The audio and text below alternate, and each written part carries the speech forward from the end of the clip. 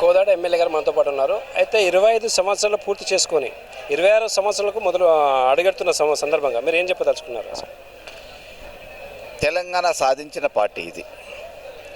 తెలంగాణ ప్రజల ఆకాంక్షలు తీర్చాలనే ఆలోచనతోనే అపర భగీరథుల్లో ఆర్నిశలు పనిచేసిన ముఖ్యమంత్రి గారు, మాజీ ముఖ్యమంత్రి గారు.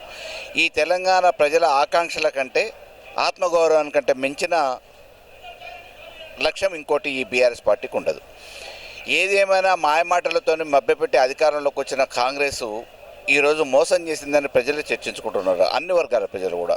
కాబట్టి ఈ తెలంగాణ ప్రజల్ని కాపాడటమే, వాళ్ళ ప్రయోజనాలని కాపాడుకోవటమే లక్ష్యంగా ఆవిర్భవించిన ఈ బీఆర్ఎస్ పార్టీ అనుక్షణం తెలంగాణ ప్రయోజనాల కోసం పోరాడుతూ ఉంటుంది, కాపాడే కుక్క మాదిరిగా పనిచేస్తుంది. అయితే ఇక్కడ కాంగ్రెస్ వాళ్ళు కావచ్చు, బీజేపీ వాళ్ళు కూడా కావచ్చు, అయితే వాళ్ళు ఏం చెప్తున్నారంటే కేసీఆర్ గారు ఫామ్ హౌస్కి పరిమితమైనటువంటి వ్యక్తి 25 సంవత్సరాల పార్టీని యొక్క ఏదైతే ఉత్సవాలు జరుపుతున్నారో అది 23 సంవత్సరాలకే టీఆర్ఎస్ క్లోజ్ చేసేసి బీఆర్ఎస్ పార్టీ తీసుకురావడం జరిగింది. మరి ఈ విధంగా 25 సంవత్సరాలు ఏ విధంగా జరుపుకుంటున్నారు అనేది వాళ్ళ లోపల తెలుస్తుంది. సార్ చెప్పండి.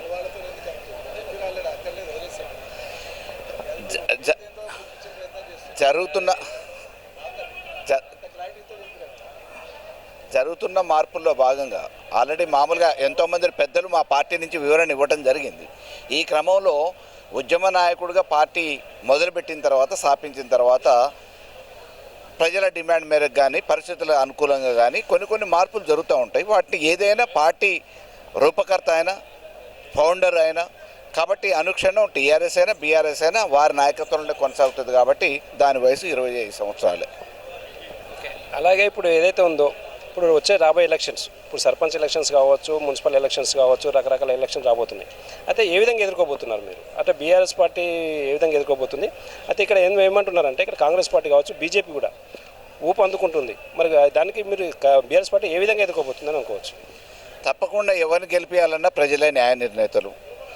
ప్రజలు ఎవరిని కోరుకుంటారో వాళ్ళు మాత్రమే నాయకులు అవుతారు. ఆ రోజు మామూలుగా మార్పు కోరుకొని 9 సంవత్సరాల సుదీర్ఘ పరిపాలన తర్వాత మార్పు అనే పేరు మీద రేవంత్ సర్కార్ని నమ్మి అవకాశం ఇచ్చారు. ఈరోజు నట్టేట ముంచిండి అని చెప్పేసి ప్రజలే చర్చించుకుంటున్నారు. కాబట్టి రేపు ఎవరు అభివృద్ధి చేయగలుగుతారు? ఈ ప్రభుత్వాన్ని నిలదీసి వెంటాడి పనిచేయగలిగిన నాయకత్వం కేవలం బీఆర్ఎస్ అనే నమ్మకం, విశ్వాసం కేసీఆర్ గారి నాయకత్వంలో జరుగుతుందనే విశ్వాసం ప్రజలకు ఉంది. కాబట్టి రేపు ఏ ఎన్నిక జరిగినా గెలిచేది గులాబీ జెండానే. అంతేకాకుండా ఇప్పుడు ఏదైతే బీఆర్ఎస్ పార్టీని వదిలిపెట్టి కాంగ్రెస్లోకి, బీజేపీలోకి వెళ్ళారు ప్రభుత్వ అధికారులు కూడా కావచ్చు, అయితే మళ్ళీ బీఆర్ఎస్లోకి వస్తే మీరు మళ్ళీ వెల్కమ్ చెప్తారని అనుకోవచ్చా? ముమ్మాటికి తీసుకునేది లేదు అని చెప్పేసి అనేక సందర్భాలలో మా నాయకత్వం, అధిష్టానం కూడా చెప్పడం జరిగింది. గ్రామాలలో నాయకత్వం కూడా అదే అభిప్రాయంతో ఉన్నది.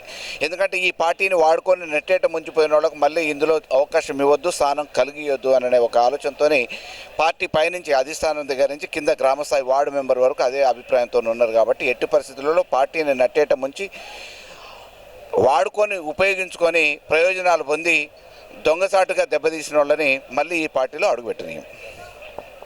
అయితే ఇక్కడ ఖచ్చితంగా చెప్తున్నారు ఏంటంటే ఈ పార్టీని వదిలిపెట్టిపోయి ఏ వ్యక్తి అయినా సరే మళ్ళీ ఈ పార్టీలకు ఆహ్వానించేదే లేదంటున్నారు.